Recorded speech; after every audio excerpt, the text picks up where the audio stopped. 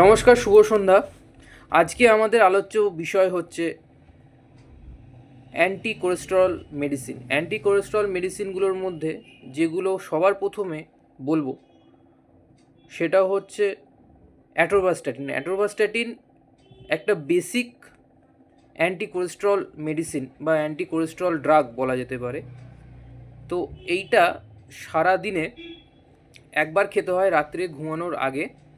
এটা 10 mg থেকে 80 mg পর্যন্ত হয় অ্যাকর্ডিং টু কোলেস্ট্রলের পরিমাণ আপনার শরীরে কত আছে সেই অনুযায়ী। এবার অনেক সময় ডাক্তারবাবুরা দেখলেন যে অ্যাটোরভাস্ট্যাটিনে কাজ হচ্ছে না, তো সেই ক্ষেত্রে ডাক্তারবাবুরা নেক্সট লেভেল মানে next drug, second generation of drug রোজুভাস্ট্যাটিনে যায়।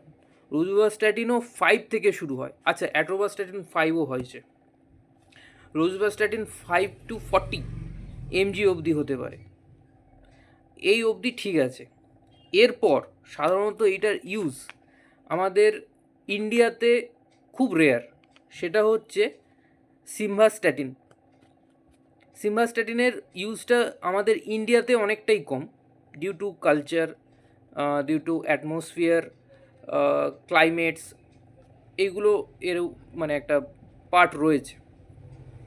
তো এটাও 10 mg থেকে 40 mg ওয়ান্স ডেইলি এটা ইউজ করতে হয়। আচ্ছা, একটা ফেনোফাইব্রেট আর একটা ওষুধ আছে যেটা অ্যাকচুয়ালি ট্রাইগ্লিসারাইডগুলোকে কম করে এবং মানে যেইগুলো হচ্ছে গুড কোলেস্টেরল সেগুলোকে বাড়ায়। ঠিক আছে, এইটাও 50 to 200 mg পার ডে আপনারা নিতে পারেন। আরেকটা কি আছে এরপর, try omega fish oil, cod liver oil বা ফিশ অয়েল এগুলো ইউজ করা হয়।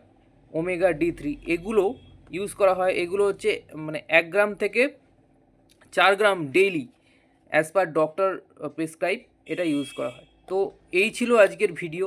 এই রকম ছোট ছোট ভিডিও পেতে আমার চ্যানেলটিকে সাবস্ক্রাইব করে পাশে থাকা বেল আইকনটিকে প্রেস করে দেবেন, শেয়ার করবেন বন্ধুবান্ধবদের সাথে, যাতে এই রকম ভিডিও আরও বেশি বেশি আপনাদের কাছে শেয়ার করতে পারি। নমস্কার, শুভরাত্রি।